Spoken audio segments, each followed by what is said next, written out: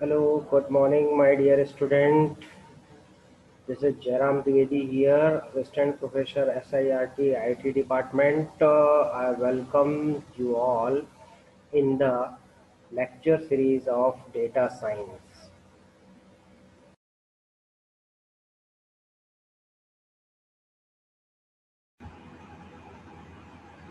Last class में हम लोगों ने डेटा साइंस लाइफ साइकिल के बारे में देखा था, है ना। उसमें कुछ लाइफ साइकिल्स में कितने फेजेस होते हैं वो हमने देख लिए थे कि ये जो 6 फेजेस हैं, इन 6 फेजेस पे हम अपने डेटा साइंस के लाइफ साइकिल्स को कंप्लीट करेंगे। ठीक है, इन 6 फेजेस में हमें क्या है, कंसंट्रेट करना है।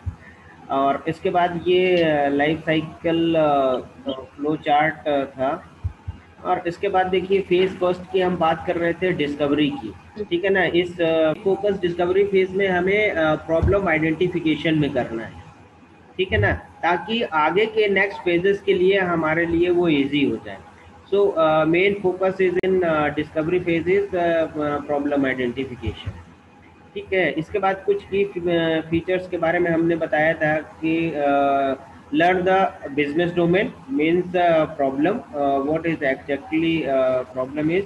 देन रिसोर्सेस, प्रॉब्लम को जो हम सॉल्व करेंगे वो हम रिसोर्सेस कहाँ से कलेक्ट करना है, ठीक है, किस टाइप का डेटा कलेक्ट करना है। फिर framing the problem and fourth one is identifying the की स्टैक होल्डर्स। की स्टैक होल्डर्स मतलब किस टाइप की प्रॉब्लम किस टाइप के लोगों के लिए है, जो प्रॉब्लम है वो किस टाइप के लोगों के लिए है और हमें सोल्यूशन किसको देना है। हमारे स्टैक होल्डर्स क्या होंगे, कौन होंगे, इसके बारे में हमें वहाँ पे देखना है। ठीक है, तो ये है ये। और इसके बाद है आपका डेवलपिंग द इनिशियल हाइपोथेटिक्स। ठीक है, developing the initial hypotheses and identifying the problem data sources, इसके बारे में हमें डिस्कस करना है। रिसोर्सेस के बारे में हम लोगों ने नहीं देखा था। ठीक है, तो रिसोर्सेस के बारे में हमें क्या देखना है कि the team needs to access, ये हम फर्स्ट फेज की बात कर रहे हैं अभी। ठीक है ना, फर्स्ट फेज में कुछ सब पॉइंट्स हैं, उन सब पॉइंट्स की बात करेंगे हम। ठीक है, अब रिसोर्सेस में हमें क्या देखना है, the team need to access the resource available to support the projects. Team को क्या देखना है, सबसे पहले हमें रिसोर्स अवेलेबिलिटी देखना है जो कि हमारे प्रोजेक्ट के लिए जरूरी है। ठीक है ना, तो first we concentrate on the resource. Next है, in this in this context, resource includes the technology tools, system data and people। ठीक है, तो इसमें हमें क्या क्या चीज़ें हैं, कौन कौन सी चीज़ों को हमें कंसंट्रेट करना है। तो देखिए कौन कौन सी चीज़ें हैं जिन पे हमें कंसंट्रेट करना है यहाँ पे। तो क्या है, सबसे पहले तो कॉन्टेक्स्ट। इसके बाद देखिए आप रिसोर्स की बात करते हैं यहाँ पे। ठीक है ना, कि कौन कौन से रिसोर्सेस हमें यहाँ पे चाहिए होते हैं। ठीक है ना, तो रिसोर्स हमें देखना है। टेक्नोलॉजी टूल्स कौन कौन से इन्वॉल्व होंगे हमारे पूरे प्रोसेस में, है ना। इसके बाद हम देखेंगे सिस्टम, क्या सिस्टम हमें फॉलो करना है, और मेन कंसंट्रेशन है हमारा इन सब चीज़ों में डेटा, और किस टाइप के लोगों को हमें अपने प्रॉब्लम स्टेटमेंट में फोकस करना है। ठीक है, तो रिसोर्स शेयरिंग में इन चीज़ों को हमें देखना है। ठीक है ना, सबसे पहला रिसोर्स हमें कहाँ से देखना है, फिर टूल्स, इसके बाद सिस्टम एंड डेटा, और उसके बाद किस टाइप के मॉब के लिए हमें जो है ना ये। हाँ जी, कौन बोल रहा है, कुछ बोल रहा है कोई?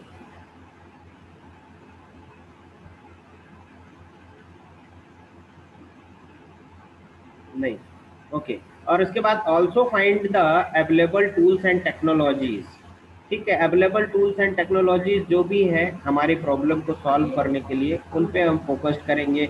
What type of skill and role will be needed for recipients of the model being developed. ठीक है, किस टाइप की स्किल हमें चाहिए, स्किल सेट पे भी हम बात करेंगे, ठीक है ना। तो ये रिसोर्स में ही हमारे पास आएगा। फर्स्ट जो हमारा फर्स्ट फेज है उसमें सेकंड जो पॉइंट है उसमें हमें रिसोर्स पे कंसंट्रेट करना है। तो रिसोर्स में ये सारी चीज़ें, ठीक है ना, अपने को देखना है।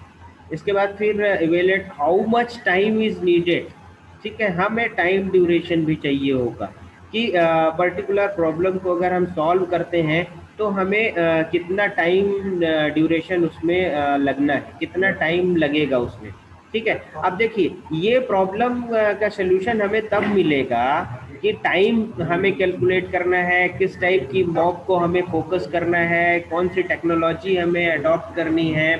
तो इन सारे चीज़ों को अगर हम देखें, कॉन्सेंट्रेट करें, तो ये सारी चीज़ें जो है ना हम तभी क्लियरली फाइंड कर सकते हैं जब हमें हमारा प्रॉब्लम स्टेटमेंट क्लियर हो। हमारा प्रॉब्लम स्टेटमेंट जब क्लियर होगा उसके बाद हम ये सारी चीज़ों को अडॉप्ट कर सकते हैं, इन सारी चीज़ों को हम बाइंड कर सकते हैं, ठीक है। जब तक हमारा प्रॉब्लम स्टेटमेंट क्लियर नहीं होगा तब तक हमें ये नहीं पता होगा कि हमें कौन से टूल्स की ज़रूरत है, किस टाइप के डेटा को हमें लेना है, किस टाइप के पीपल को हमें क्या करना है, इंटरेक्ट करना है ना। उसका सोल्यूशन क्या होगा, क्या फ्रेमिंग करनी है, ये हमारे पास नहीं पता चलेगा हमें। इसके बाद देखिए हमें टीम प्रिपेयर करना होगा, ठीक है ना। So the team needed extract, क्या चाहिए उसको, ठीक है ना, extract, load and transform. Extract data extraction, है ना, डेटा एक्सट्रैक्शन, एक्सट्रैक्शन के बाद डेटा लोड एंड इसके बाद ट्रांसफॉर्म। इसको शॉर्ट फॉर्म इसमें बोलते हैं जो सबसे ज़्यादा प्रचलित है, ELT, ठीक है। और extract, transform and load to get data into sandbox, ठीक है। तो ये सारी चीज़ें हमें चाहिए होता है। अब तरुण यादव भी चालू कर दिए हैं ना काम। तरुण,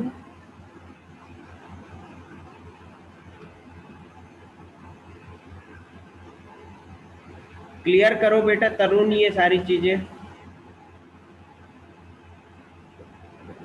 क्या क्लियर करूँ सर? ये आपने जो ये किया है ना इसमें क्या स्क्रीन किया? में जो आ रहा है मेरे, वो अच्छा, गलती से हुआ। हैं? गलती से हुआ सर वो।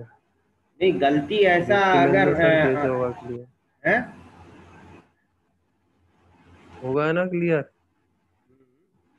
वो तो गया है लेकिन अभी आप, वो गलती से हुआ सर, देख रहा था मैं वो क्या है, पता नहीं था मुझे। ठीक है चलिए, ठीक है।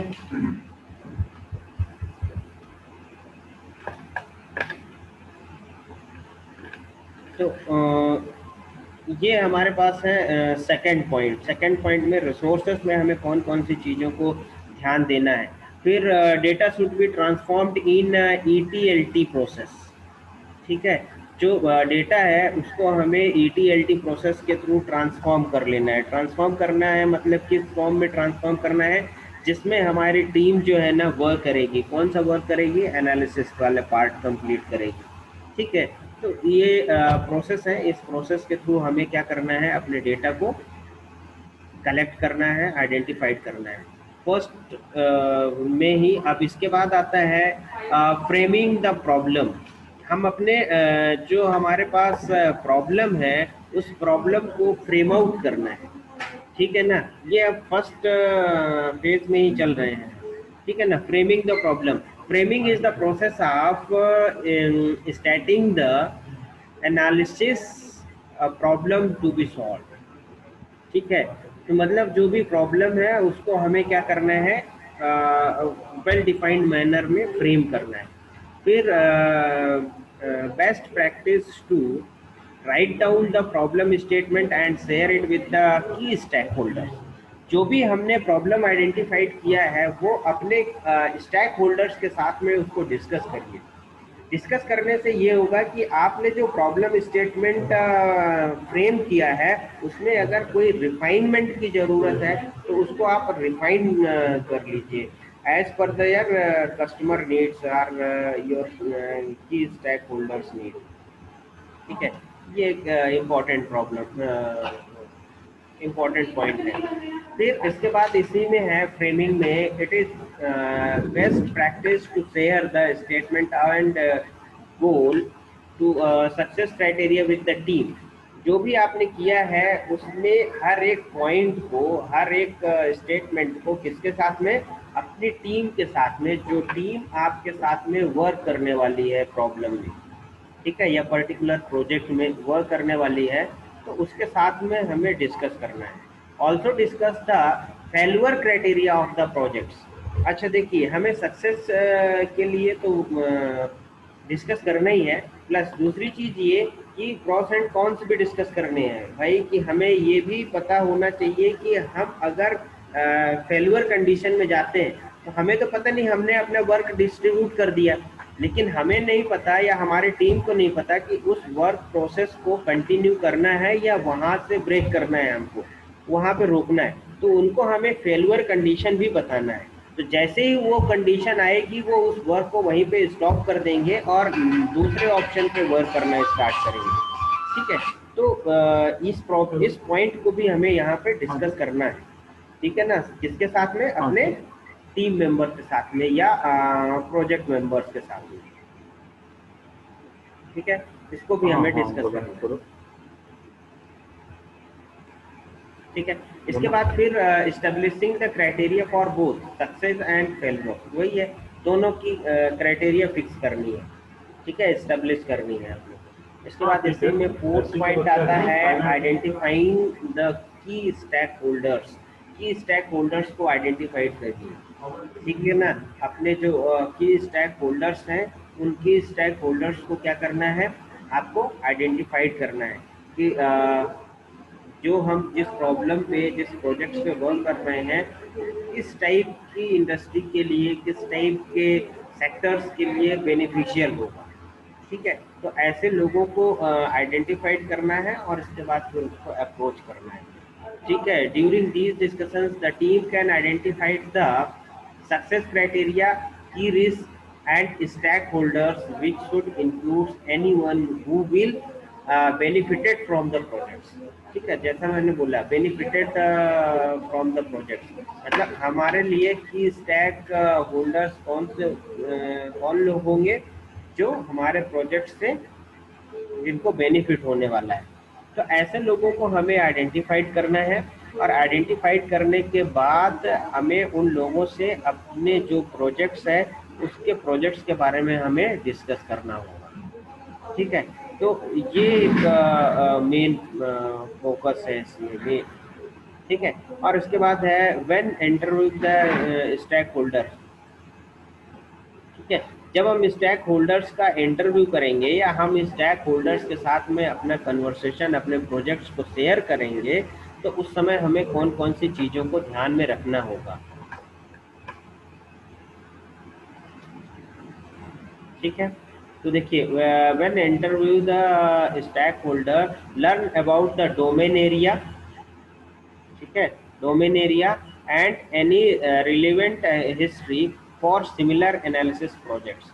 ठीक है, और अगर उनका कोई एक्सपीरियंस रहा हो या कोई किसी भी रिलेवेंट प्रोजेक्ट्स का उनका एक्सपीरियंस रहा हो तो उसके बारे में हमें डिस्कस करना है। ठीक है, तो अब यहाँ पे देखिए कि हमारे पास जो फेजेस थे, ठीक है ना, उन फेजेस में हमने जो है ना कौन कौन से फेज के बारे में अभी पढ़ लिया। हाँ सर, ठीक है, डिस्कवरी फेज। तो डिस्कवरी फेज में देखिए, डिस्कवरी फेज में कौन कौन से की पॉइंट्स पे हमने बात करी, ठीक है ना, कोई बताएगा कौन कौन से की पॉइंट्स पे हमने बात करी डिस्कवरी फेज में। डिस्कवरी फेज में हम क्या क्या करते हैं, yes, anyone. Data analysis life cycle में डिस्कवरी फेज में हमें क्या क्या ध्यान देना है। सर हम लोगों को रिसोर्सेस के ऊपर देखना है कि रिसोर्सेस क्या हैं डेटा के। ठीक है, और साथ में सर हमें स्टेक होल्डर्स देखना है कि वो डेटा के स्टेक होल्डर्स कौन होंगे। और सर हम उस पर ETL प्रोसेस पर वर्क करेंगे, एक्सट्रैक्ट, ट्रांसफॉर्म और लोड। ठीक है, देखिए ये मेन है फर्स्ट जो डिस्कवरी फेज है हमारे पास। डिस्कवरी फेज में हम ये 6 पॉइंट्स हैं, इन 6 पॉइंट्स पे डिस्कस करेंगे, ठीक है ना। तो learning the business domain, business domain को मतलब अपनी प्रॉब्लम को सबसे पहले प्रॉब्लम आइडेंटिफिकेशन करना, उसके बाद अपने रिसोर्स को आइडेंटिफाइड करना, रिसोर्स आइडेंटिफाइड करने के बाद अपने प्रॉब्लम की फ्रेमिंग करना, फ्रेमिंग करने के साथ साथ अपने स्टेक होल्डर्स के साथ में उसको शेयर करना, उससे डिस्कस करना। इसके बाद identified the key stack holders, अपने की स्टैक होल्डर्स को आइडेंटिफाइड करना है, ठीक है ना, कि हमारे स्टैक होल्डर्स कौन होंगे, है ना।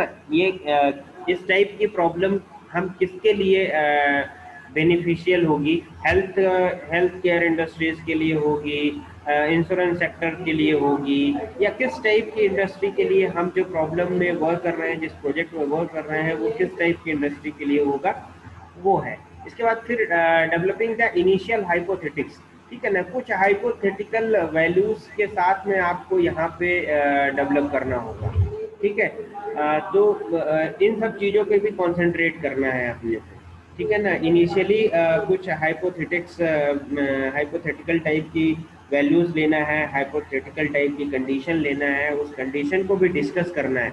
इन कंडीशंस को डिस्कस करेंगे तो आपका जो प्रॉब्लम स्टेटमेंट होगा उसमें एग्जैक्ट क्या प्रॉन्स एंड कॉन्स है वो आपको पता चल जाएंगे।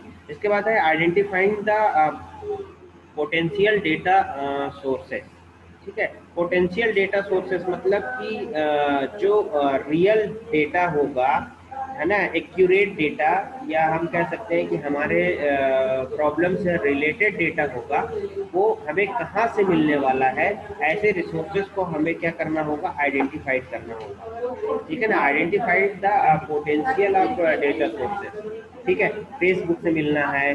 अब जैसे हेल्थ केयर इंडस्ट्रीज से अभी बहुत सारी जगहों पे हमने देखा है हेल्थ केयर इंडस्ट्रीज में कि एक बैंड बना के दे रहे हैं लोगों को। वो बैंड से क्या हो रहा है कि लोगों की बीपी, लोगों का लिविंग स्टाइल, है ना, उसका ब्लड प्रेशर, उसका ऑक्सीजन लेवल, ये सारी चीज़ें जो है ना वो कैलकुलेट करके और दे रहा है, ठीक है।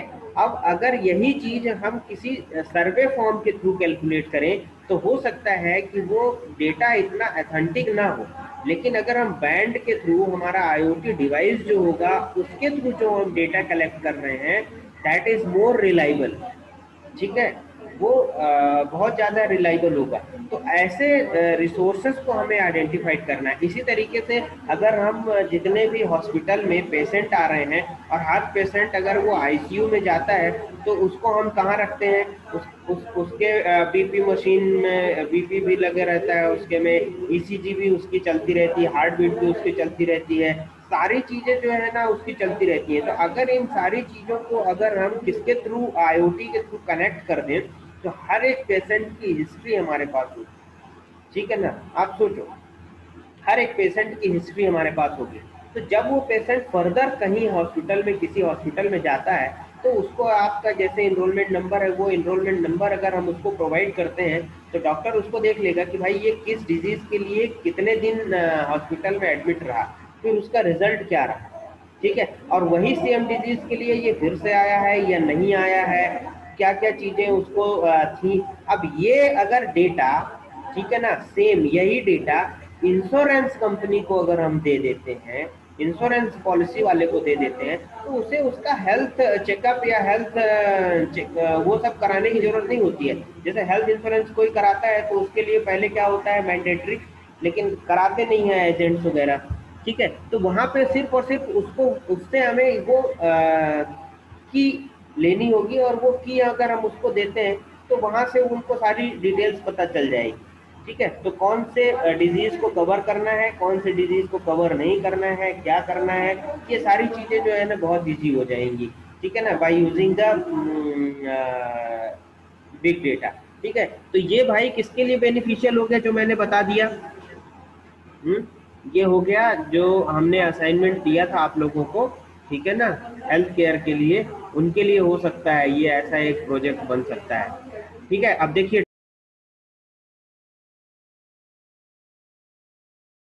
तो कंप्यूटर साइंस